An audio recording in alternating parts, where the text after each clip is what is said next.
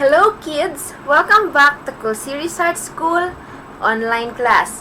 This is Teacher April and I will be your science teacher for today. Now before we start, I want you to get your Inside Out class book Science 3.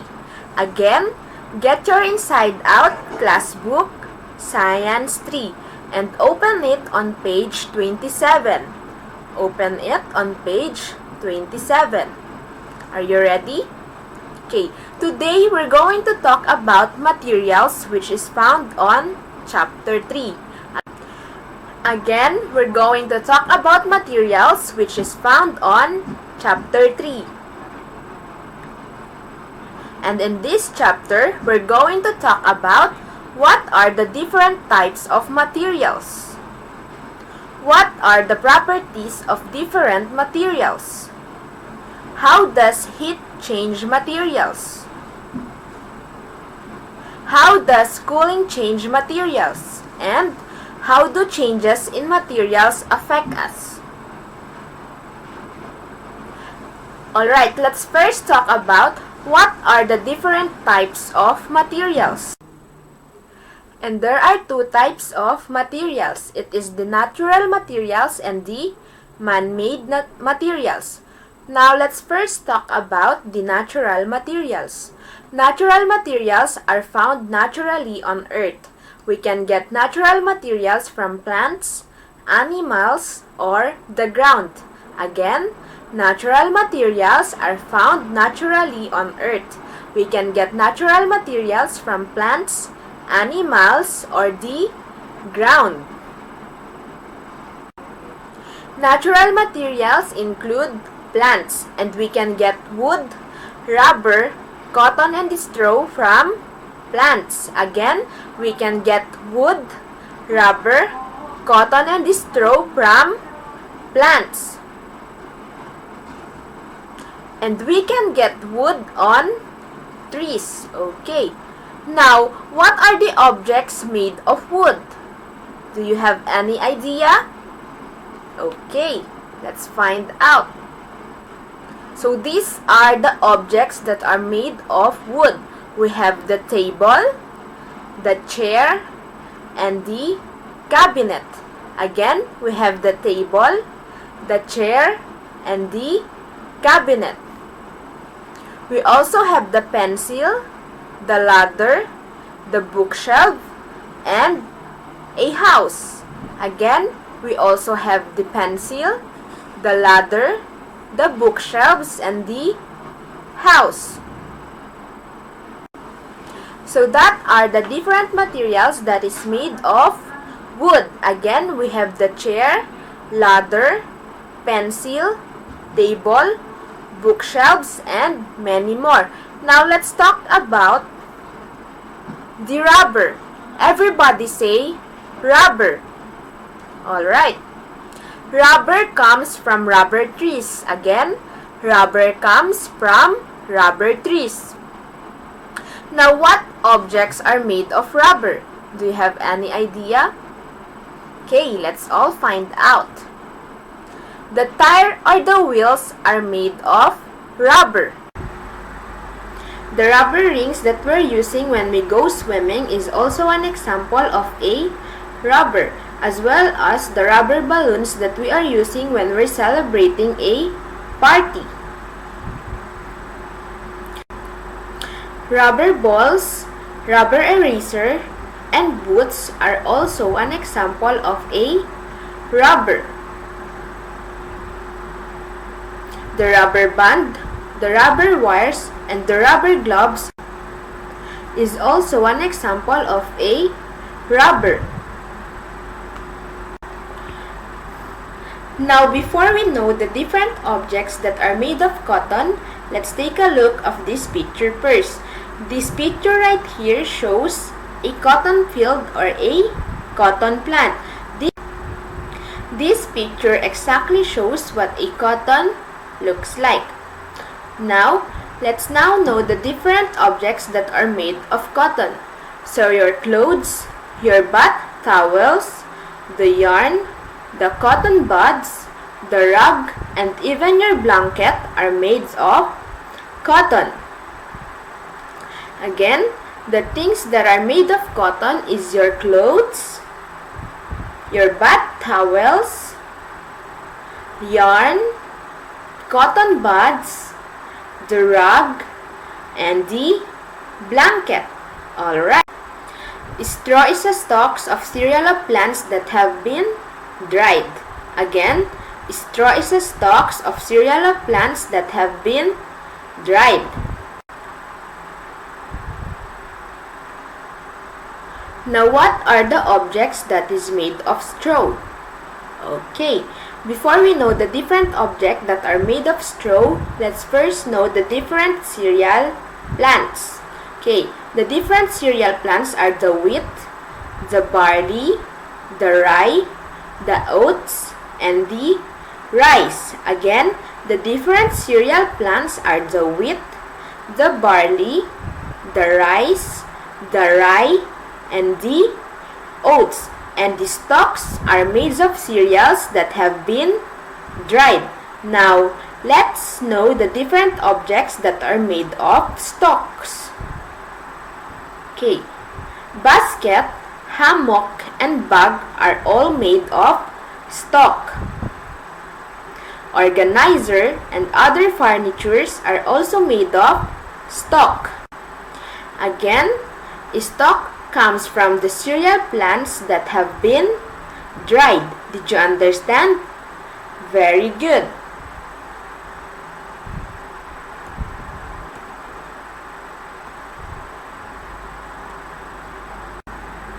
And that are the different materials that came from plant. We have the wood, the rubber, and the straw. Did you understand? Very good. Leather is durable and flexible materials created by tanning animal rawhide and skins. Again, leather is a durable and flexible material created by tanning animal rawhide and skins. So some leathers came from the skin of the crocodile or the ostrich. Again, some leather came from the skin of a crocodile and the ostrich. Now, what objects are made of leather? Do you have any idea? Alright. The different objects that are made of leather is the wallet, the boots, the jacket. Now, let's talk about the different materials that came from an animal. Alright. We get leather, wool, and silk from animals. Again, we get leather, wool, and silk from animals. Now, let's talk about the leather. Everybody say leather. Very good. The belt and the bag. Okay, so if you saw something that has a texture like what on the picture, it is a leather. Again, leather comes from the skin of animals like crocodiles and ostrich. Did you understand? Very good. Now, let's talk about the wool. Everybody say wool. Alright. We can get wool from animals such as sheep, goats, and camels. Again, we can get wool from animals such as sheep, goats, and camels. Some clothes company uses wool to make clothes that help us keep warm. Again, some clothes company use wool to make clothes that keep us warm. So these clothes are example of a wool. As you can see here, we have a jacket, a bonnet, and a sock. We also have a scarf and a beanie. And all of these things are made of wool that help us to keep ourselves warm when it is cold or when it is winter. Did you understand? Very good. Now, let's talk about the silk. Everybody say silk. Very good. Silk comes from the cocoon of silkworms. Silk has a soft and smooth texture, and this makes it suitable material for clothes. Again, silk comes from the cocoon of silkworm. Silk has a soft and smooth texture, and this makes it suitable material for clothes. So what are the different objects that made of silk?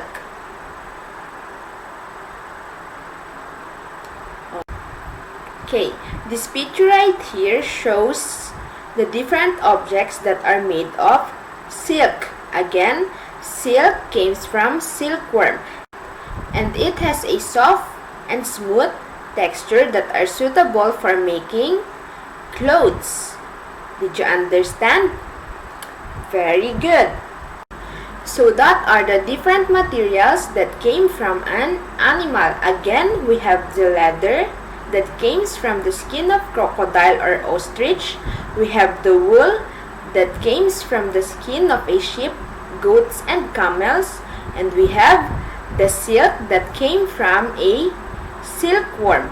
Now, let's talk about the materials that we usually found on the ground. Alright, we can get clay, sand, and metals from the ground. Again, we can get clay, sand, and metals from the ground. Let's first talk about the clay. Everybody say clay. Alright, we can use clay to make bricks. Bricks are baked and hardened in a kiln, and bricks are building materials. Again, we can use clay to make bricks. Bricks are baked and hardened in a kiln, and bricks are building materials. Did you understand? Alright. So this is a bricks, and we use bricks in building materials such as infrastructures and many more. And here are some objects that are also made of clay. So we have here a pots, and we also have some figurines that we usually use for decorations. Now let's talk about metals. Everybody say metals. Alright, we can get metals from ores. Ores are rock that contain metals. Different type of metals have different properties and uses. Again, we can get metals from ores. Ores are rock that contain metal. Different types of metal have different properties and uses. Now, what are the different properties and uses of a metal? So we have here the iron. Everybody say iron. Iron can be used to make nails and tools. Again, iron can be used to make nails and tools. We also have here the copper. Everybody say copper. Copper can be used to make wires and water pipes. Again, copper can be used to make wires and water pipes. Did you get it? Very good. We also have here aluminum. Everybody say aluminum. Alright, aluminum can be used to make food cans, kitchen utensils, foil, and many more. Again, aluminum can be used to make food cans, kitchen utensils, foil, and many more.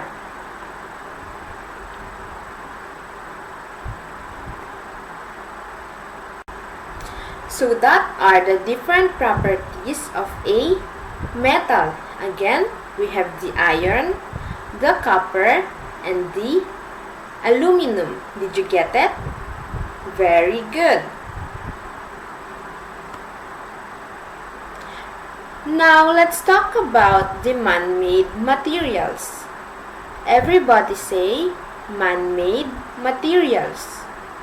Okay, man-made materials are materials created by man. Again, man-made materials are materials created by man. So, what are the different man-made materials? Okay, the different man-made materials are the paper, the steel, plastic, and nylon. Again, the different types of man-made materials are the paper, the steel, the plastic, and the nylon. Okay, let's first talk about the paper. Paper is made from trees. Again, paper is made from trees.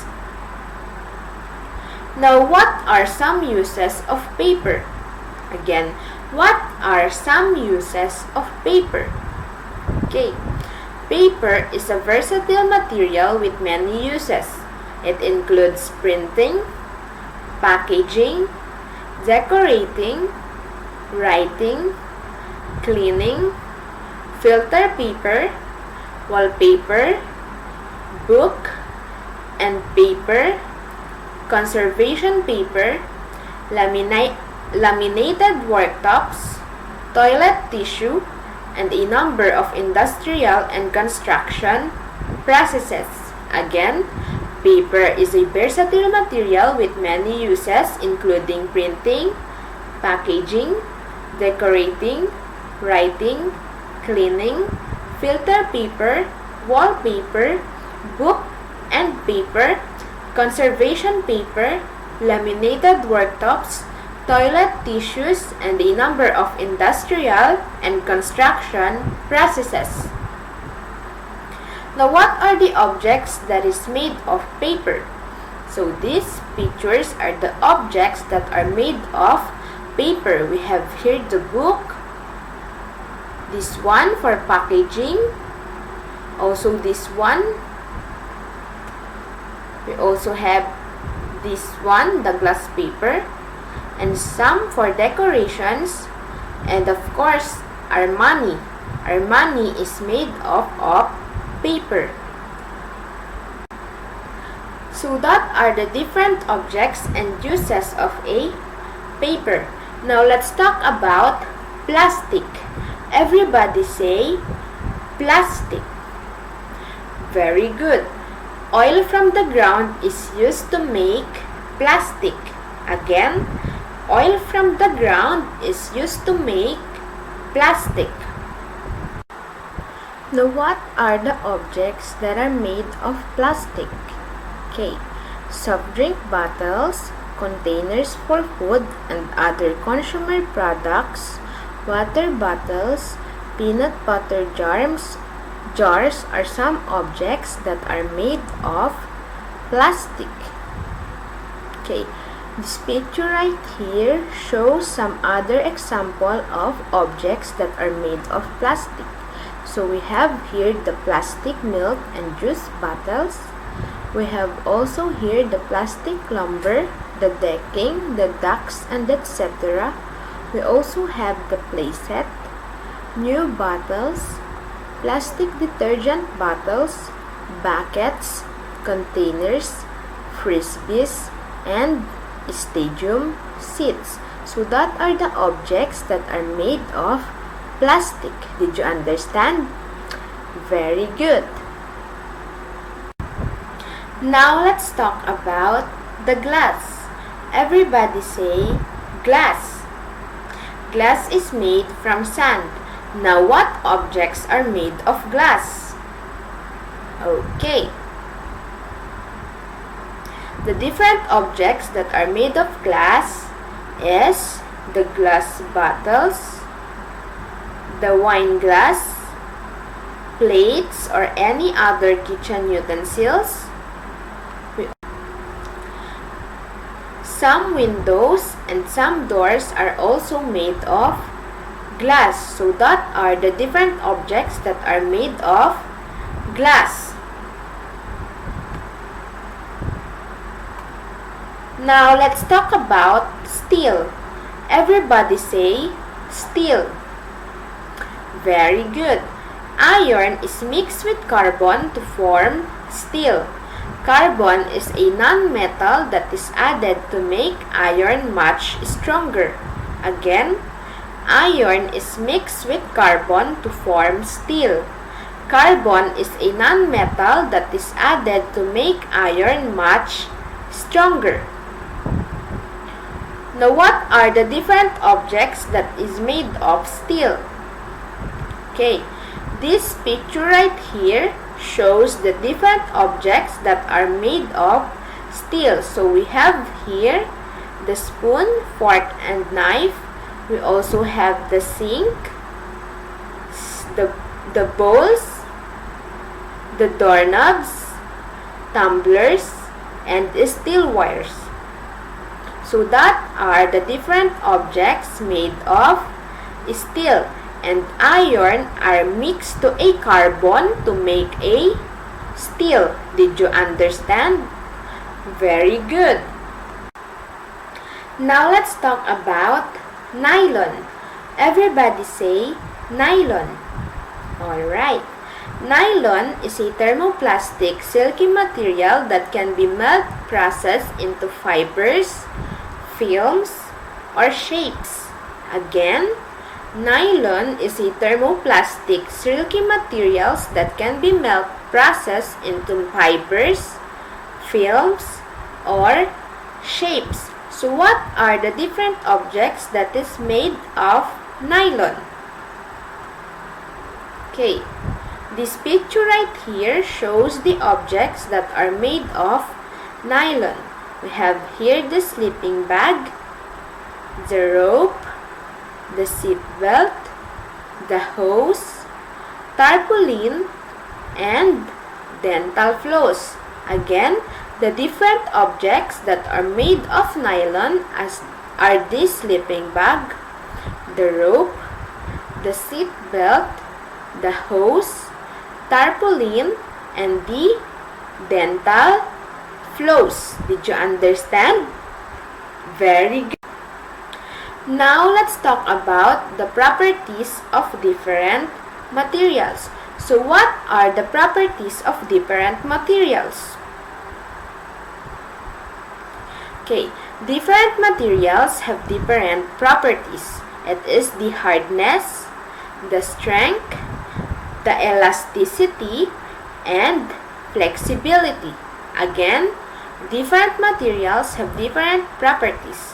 It is the hardness, strength, elasticity, and flexibility. Okay, let's first talk about the hardness. Everybody say hardness. Very good. Hardness is a hard material that cannot be scratched easily. Again, hardness is a hard material that cannot be scratched easily. So this picture shows the different example of a hard material. So we have here the hammer and the tool. We also have here the nails, and we also have here the stones or a rock. Again, strength is a strong material that can support a heavy without breaking, just like this picture. Alright. Now let's talk about the flexibility. Everybody say flexibility. Flexibility is a flexible material that can be bent easily without breaking. Again, flexibility is a flexible material that can be bent easily without breaking. Just like this plastic ruler and this rubber right here. Did you get it? Okay, very good. Now let's talk about the elasticity. Everybody say elasticity. An elastic material can be stretched and it will return to its original shape after the pulling force is removed. Again, elasticity is an elastic material that can be scratched and it will return to its original shape after the pulling force is removed. For example, rubber band and this object right here. So these objects are example of elastic materials.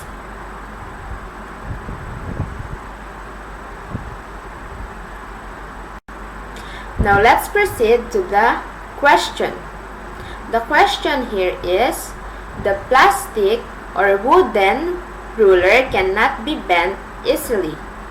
Again, the plastic or wooden ruler cannot be bent easily. What is your answer? Write it on your yellow book. Okay, the plastic or the wooden ruler can be bent easily without breaking. This shows that the plastic rubber is more elastic or flexible than the wooden ruler. Okay, what is your answer? Again, write it on your yellow book and we will check it together later, okay? Very good. Are you done answering now? Can we now answer the question? Alright. So the answer for the first question is the wooden. Again, wooden. The wooden ruler cannot be bent easily. Okay. How about on the second question? What is your answer? Okay, let's find out if your answer is correct. The plastic or wooden ruler can be bent easily without breaking. What is your answer? Okay, the answer here is the plastic. Again, the answer here is the plastic. The plastic ruler can be bent easily without breaking. How about the last question? What is your answer? Very good. The answer for the last question is elastic. Again, the answer is elastic. Now, let me read the whole statement and let's see if you answer it correctly, okay? Alright. Okay. The wooden ruler cannot be bent easily. The plastic ruler can be bent easily without breaking. This shows that the plastic rubber is more elastic than the wooden ruler. So the answer is wooden, plastic, and elastic. Did you answer it all correctly? Very good. Now let's talk about how does heat change materials. Again, how does heat change materials? Okay. Heat makes many solids, especially metals, softer and easier to shape. As the temperature rises, most solids eventually melt to the liquid. Again, how does heat change materials? Heat makes many solids, especially metals, softer and easier to shape. As the temperature rises, most solids eventually melt to the liquid state. So this shows the process of heating. A butter will melt after heating. And when paper is burnt, it turns into black ashes. So that is how the heat changes a material.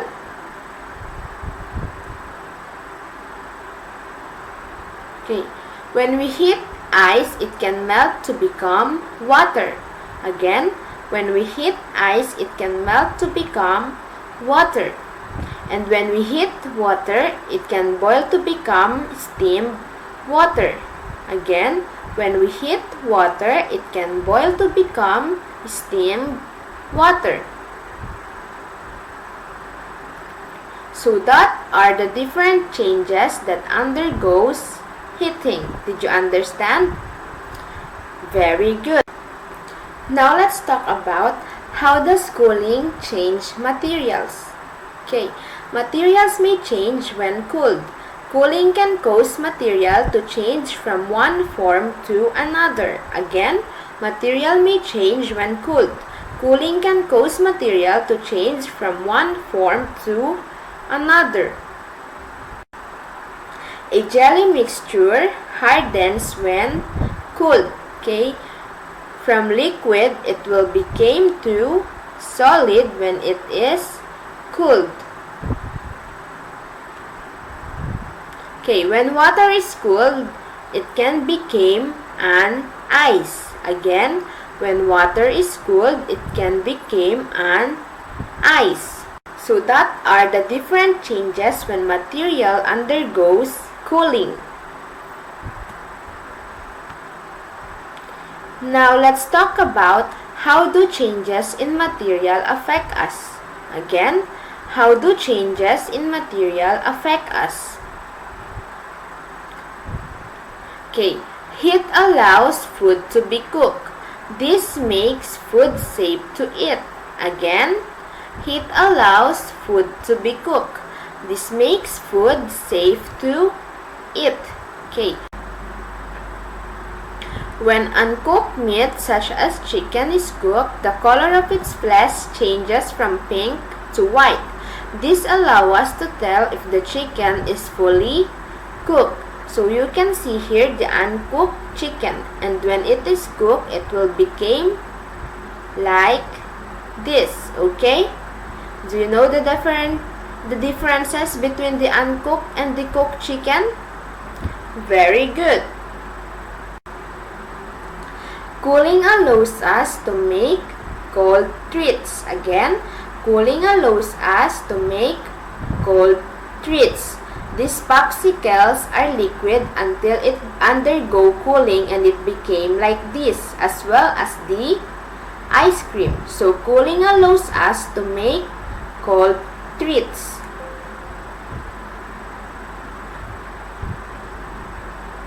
Okay. Metals melt when they are heated to high temperatures when cooled. Metals in liquid form turn into solid form. Again, metals melt when they are heated to high temperatures when cooled. Metals in liquid form turn into solid form. Metals are melted into liquid form. Melted metals is poured into a mold, and after the metal hardens, the mold is removed. The metal is then processed to form the final product. As you can see here, this is a picture of a liquid metal, and it will be poured into a mold, and after it is processed, it will become the final or the finished product, just like this pan. Did you understand? Very good. Okay. The liquid in a thermometer moves when the temperature around it changes. This allows us to measure temperature. Again, the liquid in a thermometer moves when the temperature around it changes. And this allows us to measure temperature. So how do we use the thermometer? Alright. When the thermometer is cooled, it moves down the glass tube. Again, when the thermometer is cooled, it moves down the glass tube. When the thermometer is heated, the liquid expands and moves up the glass tube. Again, when the temperature is heated, the liquid expands and moves up the glass tube. So that is how we use the thermometer. Again, when it is moved down, it is cooled. And when it is moved up, it is heated. Did you understand? Very good. Okay. When plastic melts, toxic substances are released into the air. Breathing in these substances can make us ill. Again, when plastic melts, toxic substances are released into the air. Breathing in these substances can make us ill. So don't ever burn a plastic, okay? Very good. Extreme temperature changes can cause cracks to form in concrete pavements. Again, extreme temperature changes can cause cracks to form in concrete pavements. When it is super hot, it can cause concretes to crack, just like this one and this one. Did you get it? Very good. Now, I want you to get your yellow book again and answer some question. Again, get your yellow book and your pen and let's answer some question. Are you ready? Alright. The direction here is take the statements that are true. Again, tick or put a check to the statements that are true. Did you get it? Okay. So the question number 1 is, cooking uses heat to make food safe to eat. Again, cooking uses heat to make food safe to eat. By the way, you can copy these questions to your yellow book and you can answer it and we will check it all together, okay? So the question number 2 is, the liquid in a thermometer changes color when the temperature around it changes.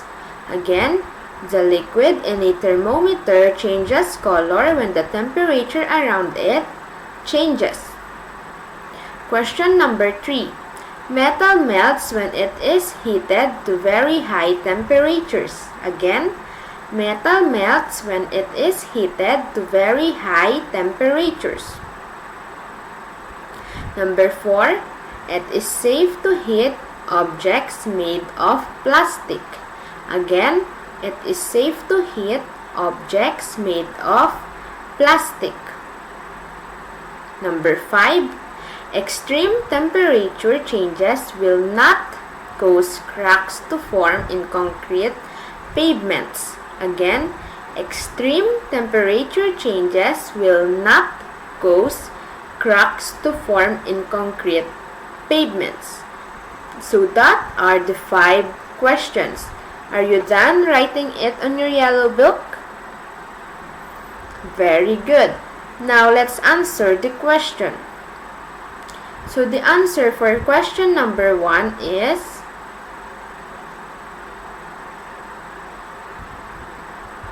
true or a check.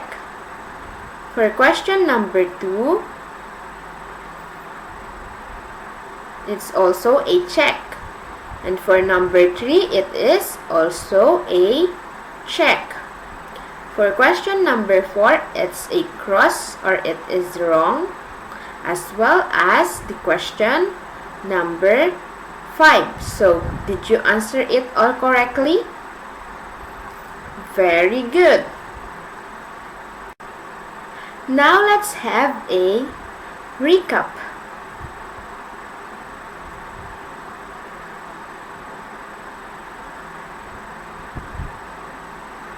Okay, materials can come from natural and man-made. Again, materials can come from natural and man-made.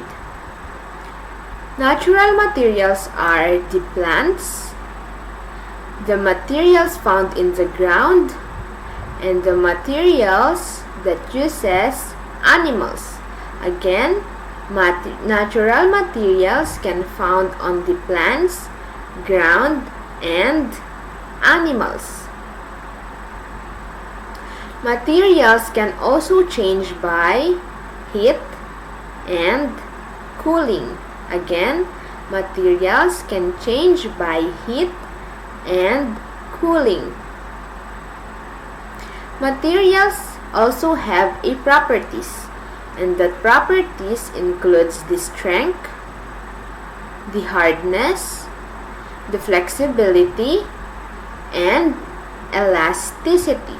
Again, materials also have properties, and the different properties of materials are the strength, the hardness, and the flexibility, and the elasticity. Did you understand? Very good. And for your homework, I want you to answer page 44 in your Inside Out Science Class Book 1. Again, for your homework, answer page 44 in your Inside Out Science Class Book 3. Did you get it? Very good. So that ends our lesson for today. Again, I am your teacher April, your science teacher for today. Did you learn something today? Very good. Okay, bye kids. See you soon.